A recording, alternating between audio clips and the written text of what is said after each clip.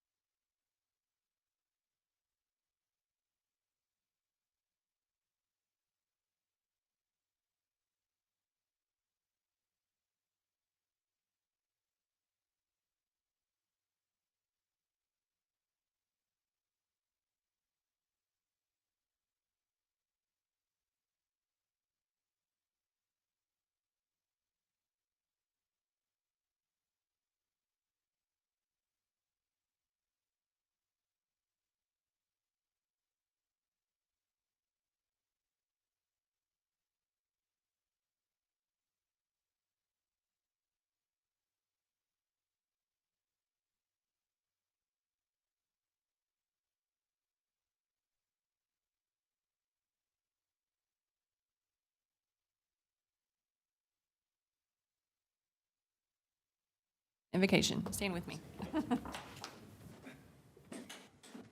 Heavenly Father, Lord, we pause in this moment to honor you. Lord, we pray for the community of Terrell, for those, all of us that were impacted by a great loss, 2 officers in our community. Lord, we pray for the mourning that can take place but be covered in your overwhelming peace. We pray for everyone that's involved in our board today, that we would make decisions that are best for our community and that you would guide us in those. In Christ's name we pray. Amen.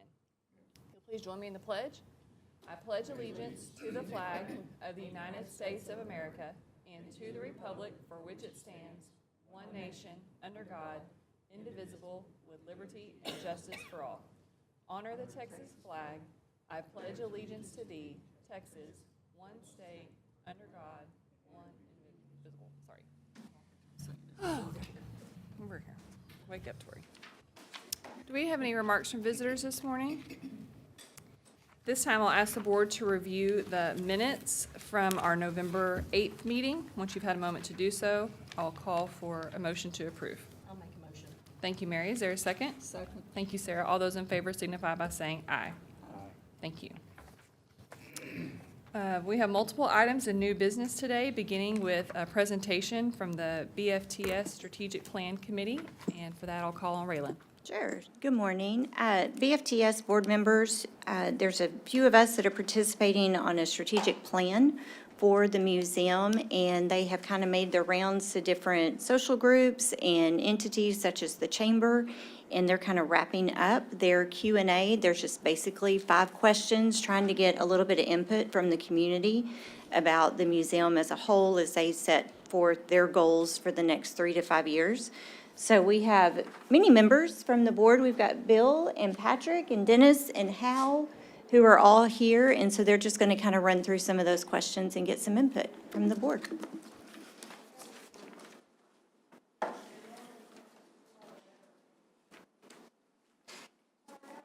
I know you want to speak on the record, right, from the microphone, or does it matter?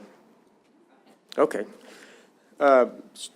So like Raylan said, I don't know how much time that you want to allot us, but this could probably go on for quite a while. So what we are here to do is to listen to any input that you might have pertaining to the future of the museum. I'll tell you that the museum is doing extraordinarily well. You know, Patrick came on here as our executive director 3 or 4 years ago, and before that, we had never had, it all just been 100% volunteer-led. And then Bill Hutmaker has been the chairman for too long.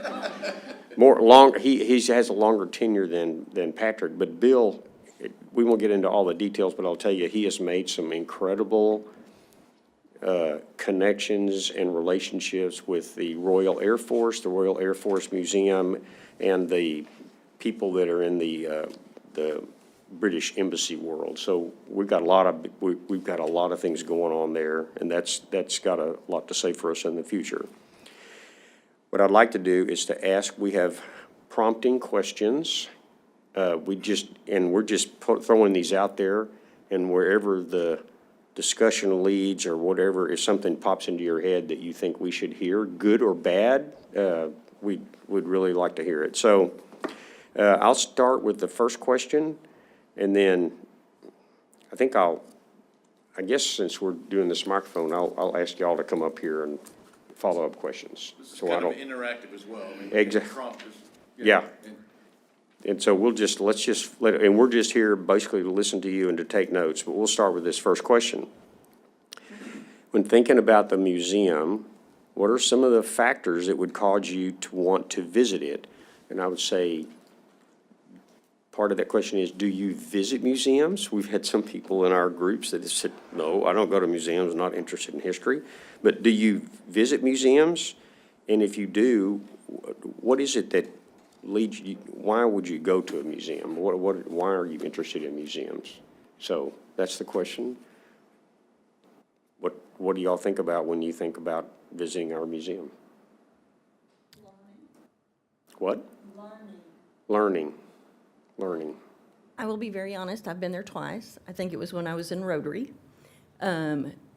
With me, usually if I'm going to a museum, it's because they've publicized something like a rotating exhibit that I hadn't seen before. Oh, No, I'm just laughing Y'all because do we, that? that's, I've not seen no, it. we hear, these are the same things we've heard, and it's super valuable for us to hear that. because there are some museums I've never been to before that I wasn't interested in, but when they had something that they advertised that was, I was like, oh, that's kind of cool, then I would go. I just had a random thought. When our daughter was born, the Nasher Sculpture Center was doing this collaboration with Baylor Hospital, and she was gifted a lifetime membership to Nasher. Probably never would have gone, but we were in Dallas one day, had some time to kill. By that time, 3 or 4-year-old had her lifetime membership pass, and we went. So how cool if there's something about every kindergarten student gets a lifetime membership to the museum, and that may drive some people, families out to see it. That's a great idea. Thanks, guys. Where do you get your information for or where do you go looking for things about museums? Well, actually, I don't go looking. They have to find me. I'm just being very honest. Yeah. And so, I'm on a lot of social media platforms, but even, I know this is very ancient, but sometimes I'll see a billboard. When the Tut exhibit was coming through, they had, billboards up, but mostly social media. And it's gotta be where it, pops up on several of them. Usually the videos would attract attention the most, if it's just a blurb or something. Does signage around a town that you're visiting attract you at all to direct you to? It's probably the lowest of interest because I have to be in that town for it too. But if I'm in a town where I see something like that, potentially could if I have time. The problem is if you're coming into a town, your schedule is probably already made, and it might not allow for you, even if you had an interest, it might not allow you to go in there. So that's kind of, you want to hit it and get somebody there, as opposed to somebody in the area and going, oh, it's here. Because again, you may not have time because of what you've already got scheduled. Which social media platforms, this is a question for everybody, because we recognize social media is important, but I'd like to know which social media platforms are most important for you? I'm old. Welcome to the club. Well, the very first one would obviously be Facebook, but that's because that's of my age. But I'm also on most of the Instagram, TikTok. I'm on all of them. I was going to say Twitter. That's showing my age too. X. So you've got that iPhone or whatever type of device in front of you. You've got your computer. Any of those, you can have alerts set up. And if I saw something, City of Terrell, I hate that the City of Terrell doesn't have more activity where it pops up. And I don't want to, with the stuff that's been going on with the vigil and all that, I'm seeing that in my feeds all the time, which is horrible but wonderful. But I don't see that on the normal stuff that the City of Terrell does. Do you have this, so what role does the website play in this? Oh, the website.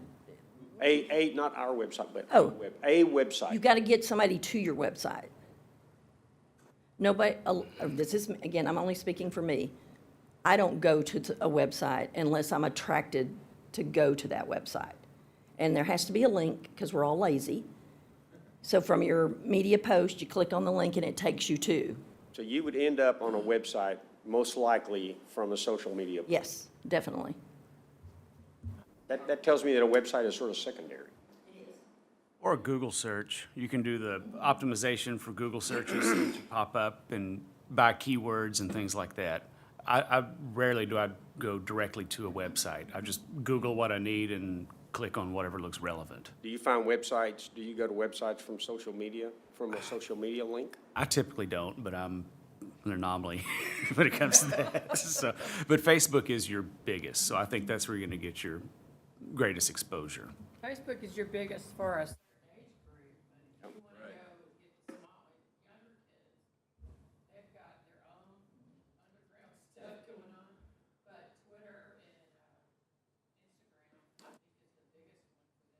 You didn't mention Twitter, or you? Are you, is that a? I'm on it, yeah. That's probably it's more, Yeah, that's not necessarily where you would draw a crowd to the museum. occasionally I would see something, but it's more business related or something like News. that. It's not so much social. But like I know, you know, when you're searching things, once you search things, they're gonna send you everything. So you've got to figure out how to get somebody to search. Because like I was looking at stuff to do for my grandkids this Christmas, and so I just put in fun things to do with grandchildren at Christmas. And then Polar Express, now I can't stop stuff coming from Palestine, Texas for the Polar Express. But guess where we're going? Polar Express, I love that. Are you more apt to watch a short video or just read about it? That's what I was gonna say. So I'm what's considered a geriatric millennial.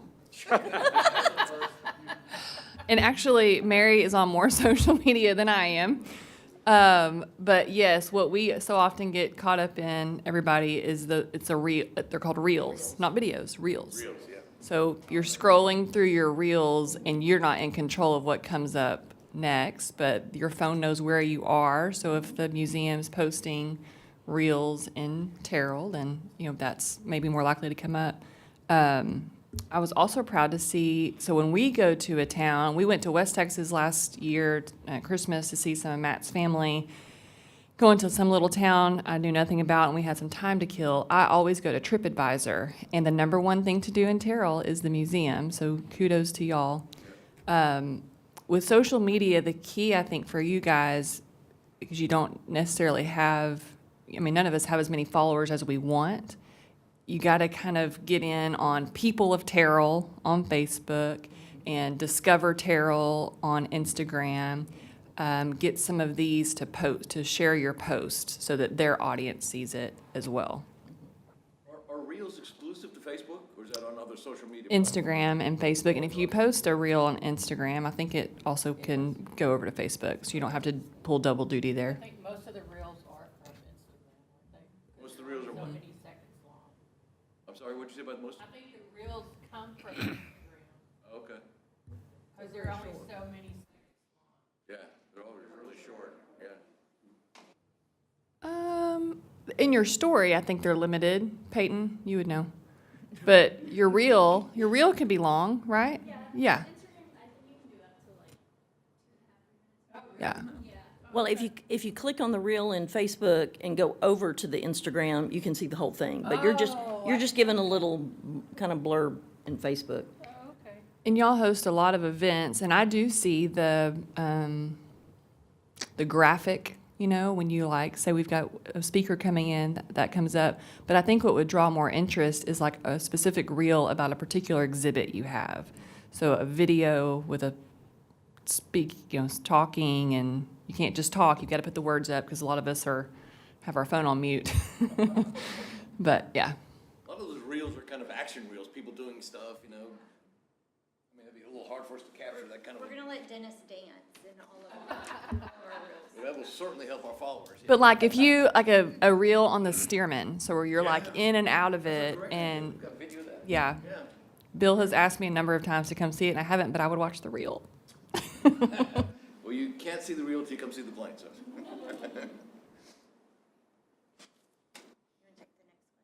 All right, the second question on our list of 5 is, when you think of the BFTS, what comes to your mind? For me, it's the book Girls of Flight City. So good. Really? And appropriate, as I recall, for high school students to read in history class or English class and then pair that with a tour.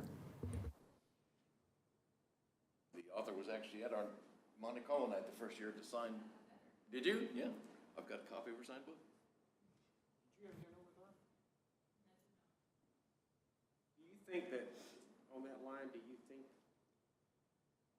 how important is we've had some of our discussions have been about, not necessarily about, just emphasizing the school and the exhibits that we have with the uniforms and that sort of thing. How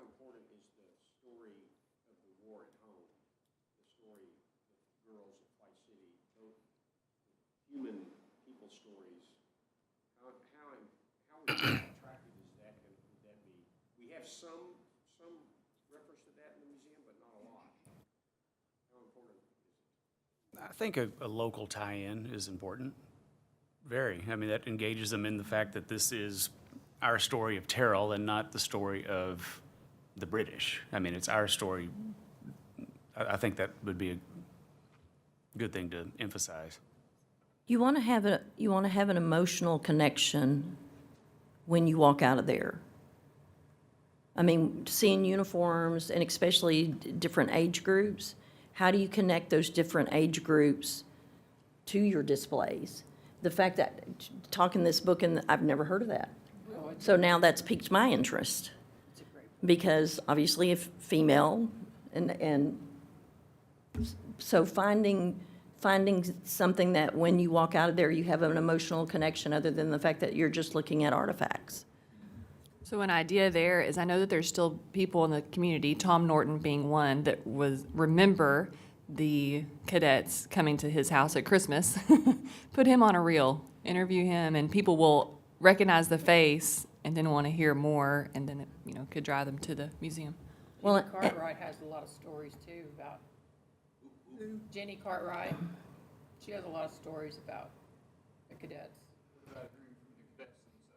that would be, I think, awesome. Yeah, if there's video archives or anything like that, those should all be posted onto either a, YouTube page or on the reel or something like that, just to keep, not just post them all at once, but kind of post maybe one a week just to keep engagement going, right? Great idea. Have you ever been to the Holocaust Museum in Washington, D.C.? Some of the most impactful, I mean, you can walk through, you can't imagine what occurred there, but you hear the voices of the people who lived it, and you walk out of there with just I'm having chills. I'm remembering, I was actually lucky enough to be there when a Holocaust survivor was talking to a group of students, and we just stood behind the students and listened to her. So the same thing here. At some point, the people who are involved in that, if they're not already gone, are going to be gone. We need to preserve their voices, their stories. We've got some recent video on 3 of the cadets. One of them, by the way, we lost one 2 weeks ago. So we're down to, we had 4, there are 3 now. Yeah, we've got some gold in those videos. Along to your point, I mean, they're personal. Actually, when you come to the museum, the introduction is Mr. Len Miller that just passed, but he talks about, He does an introduction to our yeah, introduction video. it's gold. What, we talked about what the value of the museum is. What value or what is there anything particularly important about the museum as it pertains to Terrell? Would it matter if 3 or 4 years from now it was gone? What difference would it make?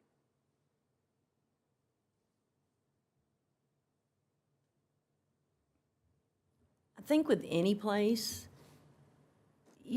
stuff can disappear that you don't want it to, but it just does because it's not nurtured and it's not tended to.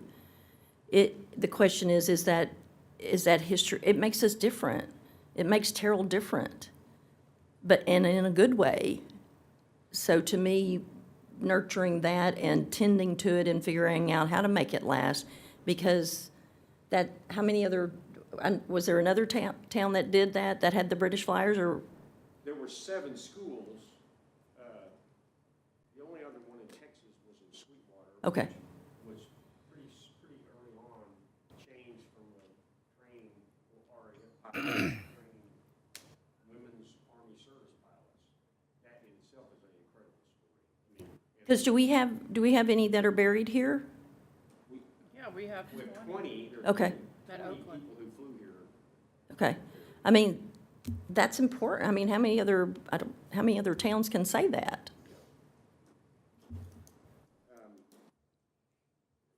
Y'all may or may not be aware, I didn't really know this, but I found out in one of our listening sessions that a lot of museums have, or there have been a number of museums that have failed in the last few years, that have closed.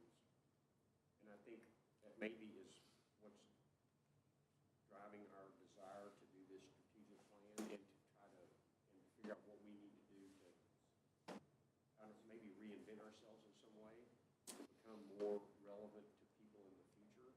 Because as people say often, you know, if you're not getting better, you're getting worse, or if you're not growing, you're dying, one of those two things. And that's really what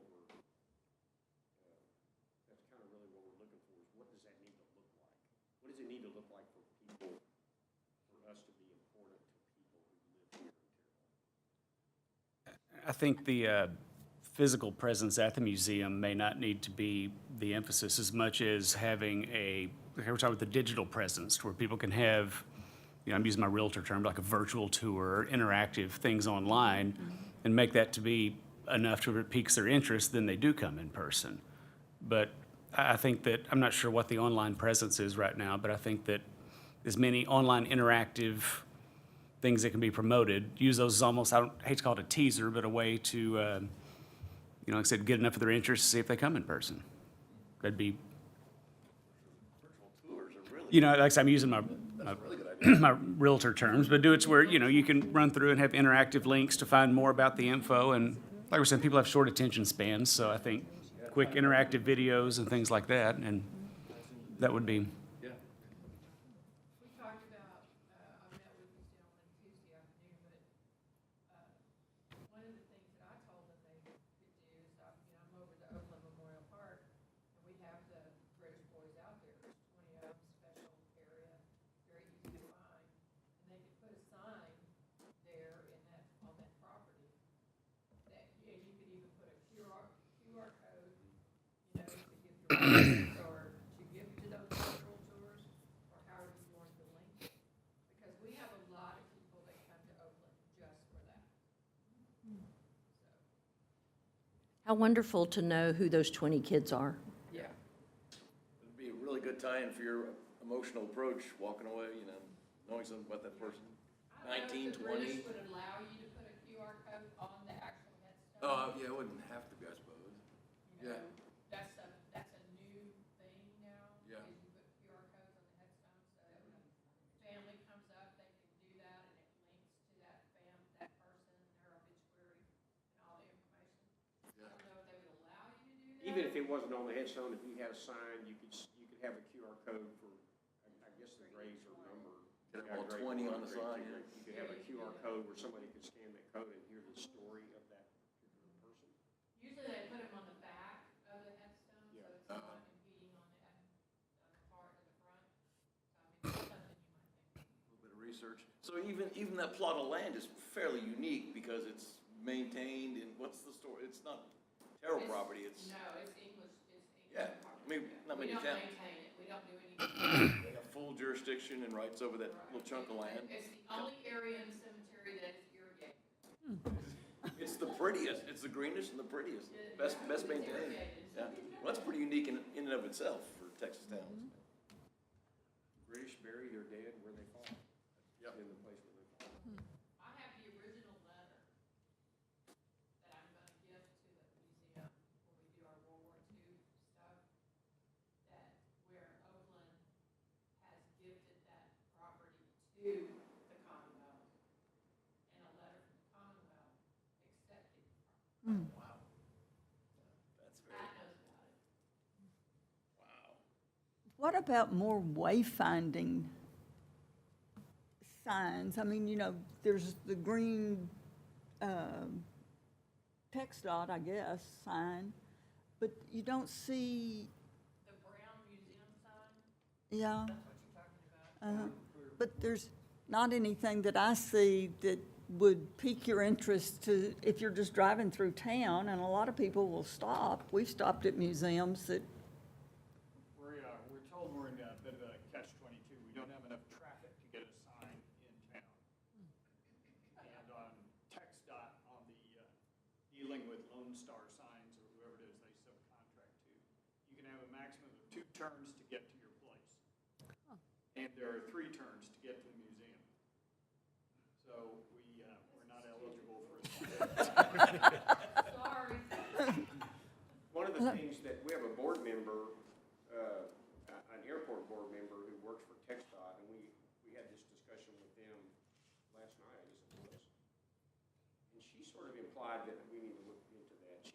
implied that cities, you know, all of our roadways are on, if you think about it in Terrell, all of our roadways are on TxDOT property. You know, a lot of cities, you've got some of the main roads are city roads, but ours are all TxDOT property. So we can't do anything without TxDOT's cooperation. But she sort of, Sarah implied that the city could may be able to get, you know, we would have to, somebody else besides TxDOT would have to pay for the signs and to put them up, but they said that maybe that's possible. So I'm gonna ask her to follow up with that. Different story than what we've heard. It is. I've seen signs that tell us to go to Jamie Foxx's Performance Center and downtown and stuff, we could just add British to it. Yeah, whether we could add some. Those are city signs. Or at least on some of it, that would, you know, be more. We got permission to put those on there. We had to ask for permission, so don't think that we just do what we want. I mean, are they on private land? The signs are on TxDOT right away. Oh, okay. And on the, red light structures. Mhm. So, yeah, we had to ask for permission for that. I think it'd be cool on that red light out there, to have a sign. Yeah, right at the intersection. Uh-huh. Bill or Patrick or one of y'all would like to ask any of these particular questions? Number 3. All right, what about the BFTS stories do you find most compelling, and how should it be told? Again, with the local tie-in, I can't think of anything more significant in Terrell's history on a larger scale than this. I mean, I think that is our biggest story of Terrell outside of our city limits, of us being something bigger than a, you know, town in East Texas, more or less, so. Common refrain, we hear that quite a bit. Mary used the word kids, and it resonated with me that they were kids. I envision doing some videos with like some kids from our theater department. That makes it more real to see an 18-year-old young man or 16-year-old young man tell the story as if it were his own. What I was going to say earlier too, I loved when y'all had an event at the museum where you did use the theater students and they dressed in period dress. I mean, you get all of their families to come out, right, when you do that. The theater program is exploding at the high school, so maybe time to do that again and just get as many kids involved as you can so that all of their families and boyfriends and friends and everybody come out too, grandparents, absolutely. How about if you took like we have a lot of, I think we have quite a few recorded, written, stories of the cadets. Yeah. Stories, and maybe Yeah. somebody. Get Caden Warnock, yes, to read that. Yeah, or just read the letter. I mean, it doesn't have to be a They could be dramatization. Some period clothing. Yeah. My name is so-and-so, and I was here, you know, whatever. I have, you know, some voice actor that has the British accents where they're recorded and it's interactive, so once it's recorded, it can be reproduced and not just a one-time event. Just a thought. I mean, I know that funding is always an issue for everything, but maybe some sort of a multimedia consultant to come through and get this interactive type of presentation together. I'm not sure how that would Well, play into, you know, there's a AV department at the high school, yeah, and they're always looking for projects. yeah, absolutely, yeah, use local resources for it, and, yeah. You know, you might be able to coordinate with them. To get the youthful side of the picture that Yeah. way too as well, they know Right. how to tell for the youth.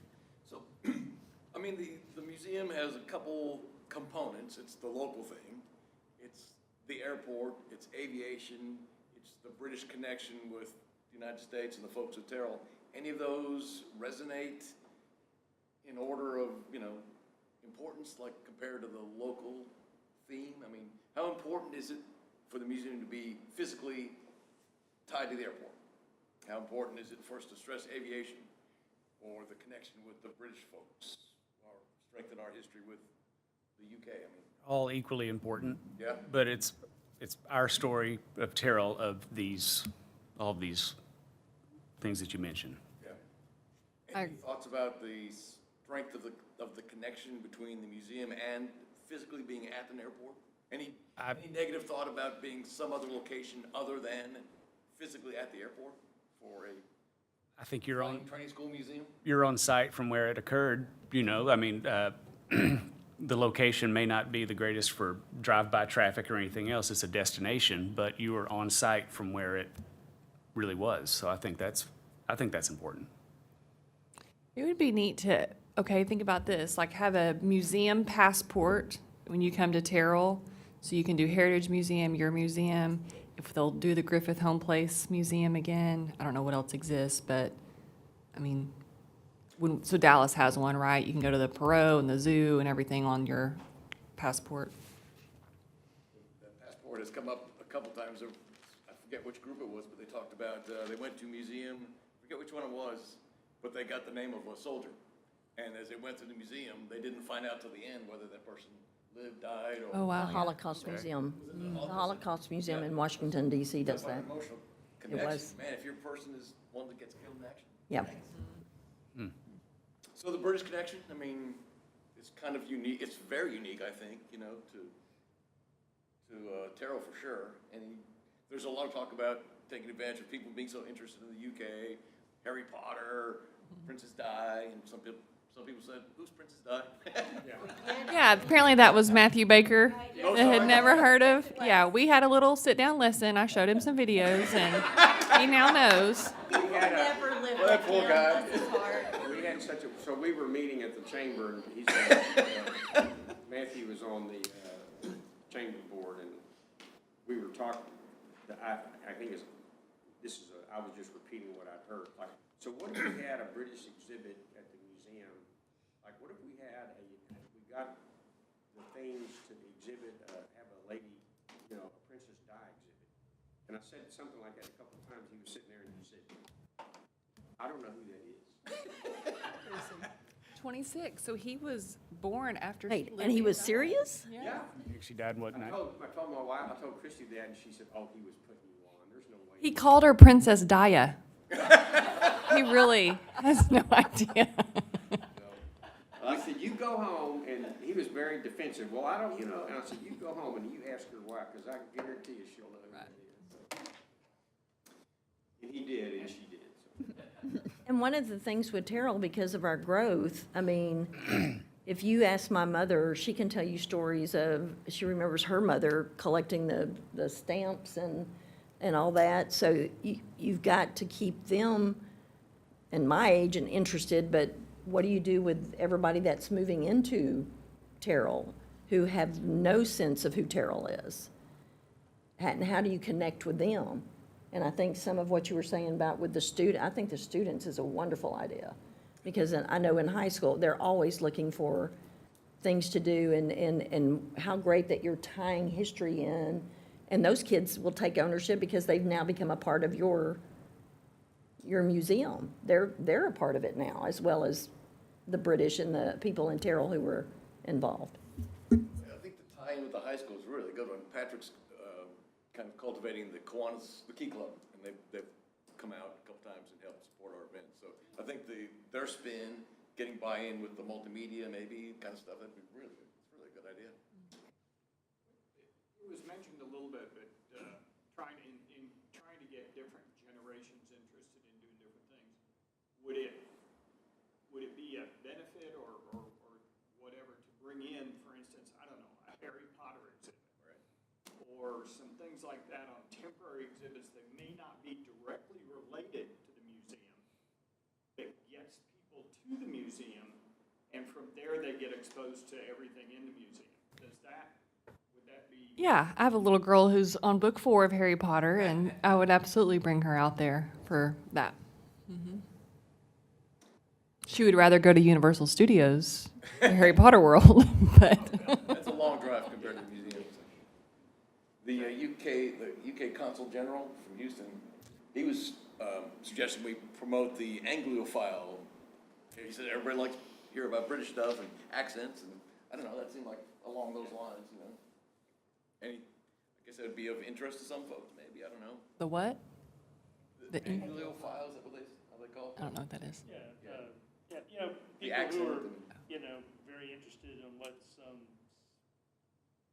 you know, your member of the royal family is up to this week, and, you know, people are just Anglophilic, you know, very interested in anything British, English, Anglo-Saxon. Along the Yeah. lines of displays that are, you know, I don't know. He pitched it. So, I'm gonna ask the last question, I don't know if we're finished with this list or not, we've kind of been jumping around, but we've heard a lot of answers to this question already, but I want to throw it out there one time specifically. What should the museum consider that would make its work or make the museum more effective? And I'll say, what should the museum consider that would broaden the number of people that would be interested in what we're doing?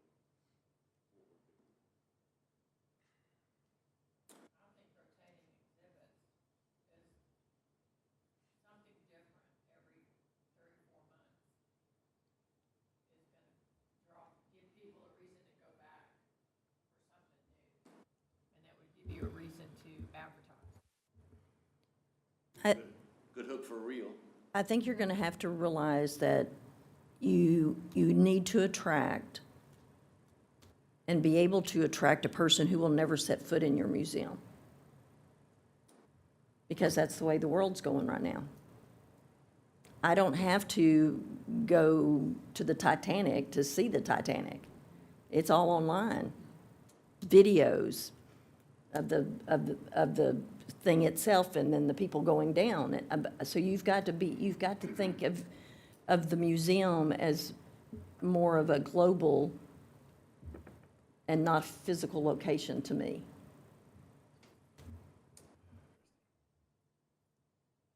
I think that seems so strange to me. You know, I mean, I'm into technology and stuff, but it seems so different to not actually go someplace. But I think, you know, the executive director of the museum at Sweetwater, the Women's Army, the Women's Service Pilots training thing, they have a really wonderful museum there, and she does a virtual tour of the museum, and it really is kind of doing what you're saying. You know, she does say, maybe you won't ever be able to come here, but maybe this will attract you, because they're in Sweetwater, Texas, so they got a little worse location problem than we do. But, so maybe that's. And on top of that, figure out how to make money off that. Yeah, because you're giving away a lot of it for free doing that, but you're also doing it as a form of promotion and advertising, hoping that the free information you give is enough to draw the physical foot traffic in, the paying foot traffic. If you have a good virtual visit, I think there's a pretty good chance that people that see that would be traveling down Interstate 20 going to Shreveport or something, might say, well, let's stop there and look at that place, you know. If they've already seen what it is, instead of just doing some kind of a random Maybe risk. one particular thing that they Right. are really interested in what we've got there. In your virtual tours of your houses, is it make or break? Can a presentation break somebody from coming, or? Well, typically, most of the people that actually come into a house that I have listed are already familiar with it by seeing what is online. They don't just see a sign and say, well, let's go check this out. Those are tourists, you know, for what I'm, you know. But typically, the people already know what they're going to look at. They just need to lay eyes on it and see it in person. So that's kind of what I'm thinking, to where they can already see the museum and have some sort of an interactive deal, but not be able to get the full experience until they get there in person. A virtual tour, I think you would. Right. It would need to be short. I mean, you're not gonna keep somebody watching a 30-minute tour. Well- So you're only gonna be able to show just little snippets of it. And they have these interactive 3D cameras to where you can, kind of like a Google Street View type thing, to where you can run through and see the museum that way. But if you actually want to see the stuff in detail and, you know, read the plaques and experience it in person, so I think something like that would be beneficial. The more experiential, the better, right? I mean, Right. there's a lot to read in a museum, and that's kind of a turnoff. Even though if you're looking for something, it's probably there with all the research your team has done. But experiential meaning, and it doesn't need to be a historic flight suit, but if a kid can put on a flight suit and get their picture made, or if there's a section of the museum that's laid out like the barracks would have been, you've got the trainer, that's cool. step away from everything in there needing to be an artifact and just make it more experiential. I don't know what, that could be a whole brainstorming session on other things they could do while they're there. Not just with old stuff, but yeah, what does that helmet feel like? And what does that, I don't know. What did they eat? That kind of And short attention spans. That's good. I mean, keep in mind, most people's, their attention span's a few seconds, and at least that's what gets them engaged. I recognize that we've used up about 45 minutes of your meeting time. And I'm going to say that we probably should ask you, is there anything else, or any other thoughts that you think we should take into this, we should be considering in this long-term plan?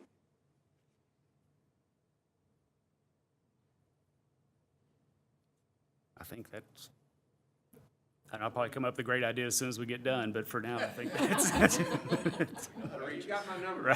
right. We're committed to come back to everyone who has participated with us in this, and to come back once we get it somewhat organized. We have pages and pages of notes we've taken from everybody. And we'll get that, we'll kind of give you an update, and we'll commit to doing that. I don't know how long it'll take us to wrap it up. We're hoping to get the strategic plan done, hopefully springtime.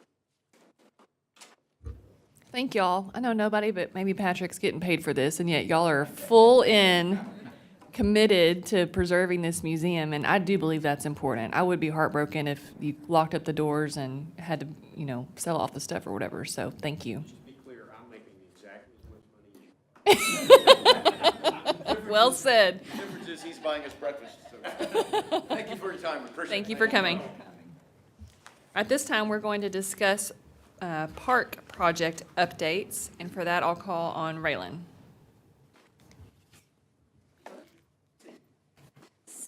So real quick, you all know that you've got 3 projects going on. We have been doing purchase orders and ordering. So you've got disc golf, which has been ordered, mid-January projected installation. Your tile courts, projected start date is January 20th, so we're pushing for a February 10th. And the signage fabrication was completed on December 6th, so we're just waiting on those deliveries. And I've asked Glenn to give a little bit more detail because we know the install on those is also going to include the concrete pads and things like that. So we'll definitely make sure we keep you updated when those signs are going to go in, so. Questions for Raylan? Why is it taking so long? You knew I was gonna ask. When did we approve the money? For the tennis courts, right? And basketball courts specifically? What was your birthday? September 20th. Because we talked about what color the tiles were gonna be on the tennis court. Was that Mary wasn't here? Yeah, It was. September. No, I was here when we discussed it. We discussed them again during your birthday, so, okay, so we can back it up even more. You know something that you're not telling us.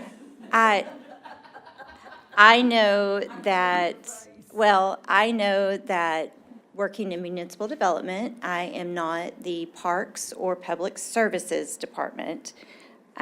So we make sure that we support them in all the ways such as the purchase orders and making sure that we're in contact with the vendors on the ordering.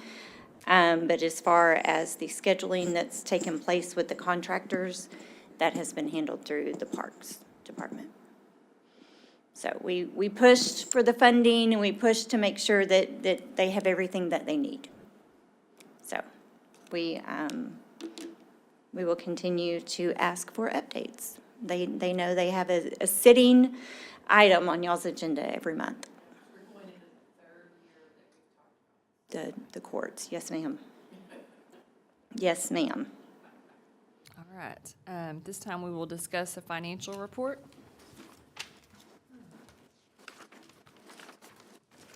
Very basic information, kind of just the same thing that I offered for you next year is to always, or each month, is to make sure that you know what your outstanding agreements are for each of those line items and that we're constantly calculating that.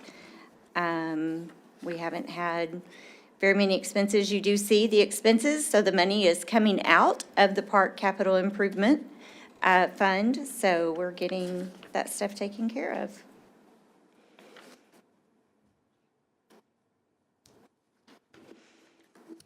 Talk to us about, I guess I could look on here. I'm curious if revenue, let's see, if revenue is meeting or exceeding expectations, or if we're behind in terms of sales tax. You will get I will provide for you the sales tax report that was prepared by our assistant city manager and will go out to city council, their first January city council meeting. So you will have a report from the finance department in your January meeting with all of the sales tax reports, as well as your end of year fiscal year 25 report. So all of those numbers will be reported to you next month. Thank you. At some point, it might be helpful, whether this is a meeting or you and I sit down with Carlton. But Hillary specifically spoke to the president of the Kaufman EDC, which I believe is a 4A. And Kaufman is spending, their 4A corporation, like our EDC, is spending quite a bit of money in their downtown. And yet, we've always been told that that's outside the parameters of what our 4A corporation can do. So I would like to explore that further, and we'll think about the best way to handle that. Yeah. Back on track to what we were originally setting out to do instead of, the economic development side probably needs to be back on economic development, and we do downtown capital improvements, not business incentives and yes. loans and things like that. So one thing, and this kind of falls into the next item, the EDC is also going through, the Economic Development Corporation is also going through a strategic planning process right now. They have allowed me to sit on that committee. And so we're having a lot of those conversations about how we need to very much define, and we've worked really hard the last couple of years, like defining our application processes and the types of projects that you are really wanting to see. And so they're wanting to have a joint meeting with the paddock in May, and that's on the calendar, where we sit down and have dinner and really kind of discuss some of the conversations that are coming out of their strategic planning. And I think that that's going to be a good time. So maybe we can have a meeting with Carlton before that May joint meeting. And that way we can make sure we're covering everything during that meeting. That'll be good. They're going to have at least one, if not probably two, new members on their board by then. So I think they'll be possibly more open to some changes. And I will say the big push in even some of the 4B sales tax conferences that I go to, the big push with the strategic consultants that the EDC has is more and more of your economic development corporations is being pushed into that quality of life. It's not so much about industrial, it's about now that you have these businesses here, and so a lot more of their conversation has been about quality of life, which is good. So Amy and I have been trying to coordinate, making sure that we're pushing both sides on that. We can get back to focusing on the visual quality of downtown, whereas they Yes, focus on and really economic have development of downtown. capital projects in mind. Good. Yeah. thank you. Yeah. I don't know. Is it possible within our realm to help out the Heritage Museum? We've invested hundreds and thousands of dollars with corporations or contractors. And we have buildings here that need help, that are begging for money every single day. That are a historical part of Terrell. They may not be downtown, but they're a historic part. Is there any way that we can fund some of their? What I'd like to do is, we have a really good sales tax attorney, Jeff Brown, that I work with whenever I have these questions. what I'd like to do is get a really good definition from him, and then maybe we workshop before we start looking at our budget planning for next year. And, because it'd be really nice to have some categories that we can put some of that stuff in, because then you can allocate funds for certain categories. And so maybe, I do know that the Carnegie Library is within the Central Business District. You know, so being there's ways even in our application that, yes, that's a good trigger. But when you go back to your original work plan, you had buckets that, you know, you wanted to make sure you allocated funds to. And so I think maybe just taking it back a step to make sure we've got your categories established and dividing your budget up that way will help too. You know, I think we did a really good job of, you know, getting some businesses here and some activity, but taking it back to the original work plan and some allocations. Museums, she's brought more public in, she's on tour now, she's in the Heritage Market, I mean, this is all her. And I think she deserves help. Because, you know, you can only do so much and get $400 a weekend. Yeah. So, I would really like to help her. Yeah, I'll make sure that we're looking There's at some that. buildings that are not sales tax generating that need preservation. Our old city hall is something that needs to be preserved and used for something. The Carnegie Library building. I'm just not sure if we want to go in that direction of supporting non-sales tax generating real estate, or do we only support? Correct, yeah. Yeah, And I think that those are buildings that if they're preserved, then they could have a future use that may be something else. But for now, I Absolutely. think those are, yeah, I will, I'll get some good definitions. okay. Taking it back to 4B and making sure that we're really concentrating, since we're asking the EDC to make sure, you know, they're concentrating on theirs. I think being able to have that conversation with them of this is going to be our focus. So this is what, if it's going to happen, you are going to have to pick up that side of it. So I will plan on presenting some of those ideas to y'all in the next couple of months in preparation for our joint meeting with the E EDC. 4B conference, anytime you can educate us, Yes. please do. Well, I'm gathering some information because I really wanted to kind of open up our budget planning with that.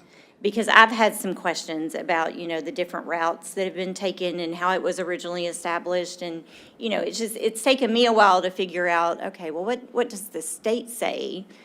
What do we say, and how we marry those? So Jeff Brown and I have become really close, which is the attorney that we use on the economic development side. So I've been information gathering, making sure I can share with y'all what I've learned. Well, I think we're learning as well. Yeah. We started off with, we didn't even know who we were, I think. We were just excited to Yeah. be doing something.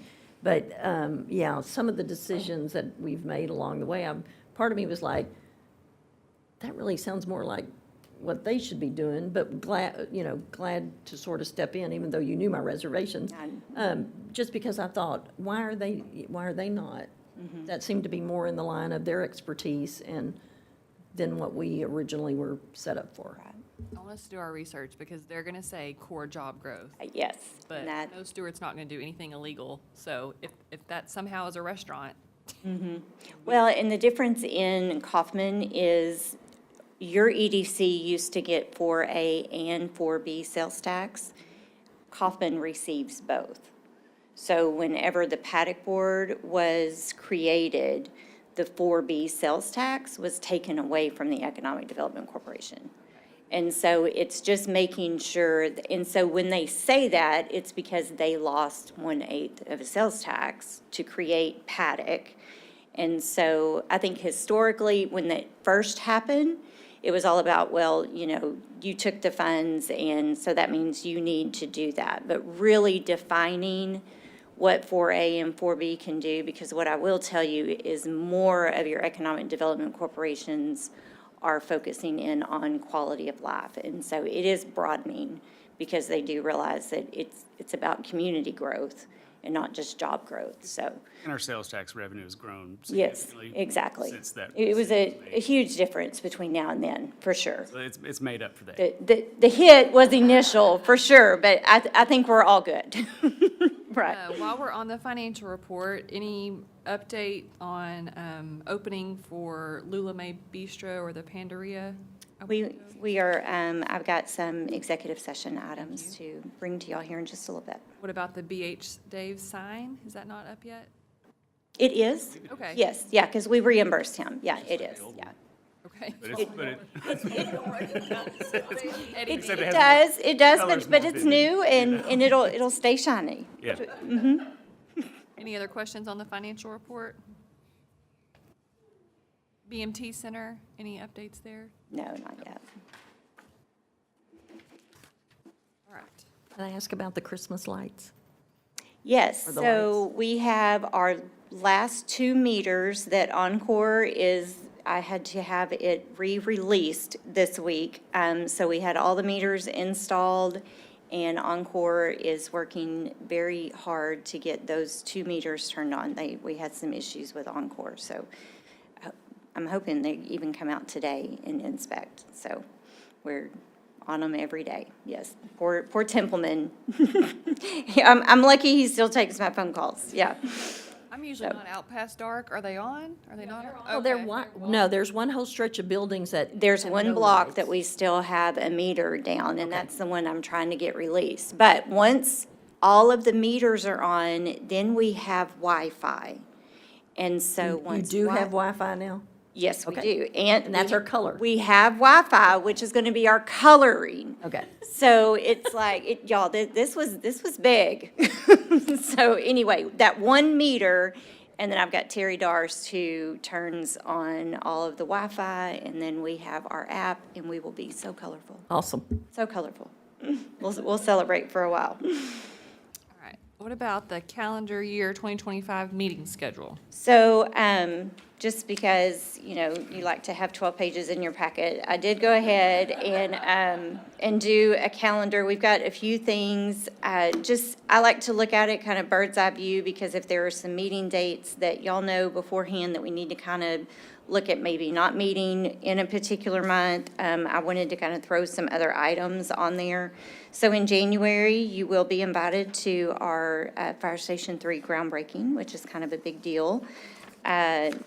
February and March, you'll probably see items on your agenda related to the 4B sales tax, because I've got us starting our budget process in April. So I'll share with y'all the next couple of months some of what I've done. Proposing that the April Paddock Board meeting be our first discussion on budget. So I've reached out to Glenn and asked him if he can make sure that we have park board recommendations during that meeting. Not necessarily a joint meeting, but they would have already met, and if they have any ideas that come in our first budget meeting. Yeah. May would be the joint meeting with EDC. So they're proposing May 8th at 5:30 if we want to not meet in May, or if y'all are okay to meet the next day. But I wanted to throw that date out there. And then the rest of it is just your regular June schedule. I've tentatively put the July 11th meeting is when we could adopt the budget, just because I like to be done about 60 days before City Hall. That way there's no question moving forward. But that also gives us some extra time if we're waiting on things that we'll definitely have it done by August or September. And then all of a sudden, it'll be November and December again. That quick.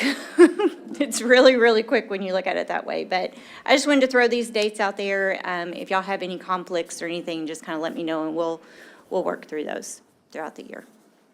I should have asked this on the financial item, but remind me, with $100,000 for irrigation, was that for planning? Soccer fields. Does that irrigate the soccer fields? So that's been. It's been bids allocated. Been let?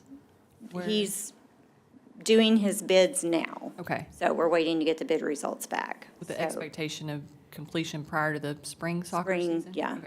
Yeah, so that was on my list. We definitely wanted to, we should have bids back to where y'all can make recommendations to city council in January, because that would give them February construction.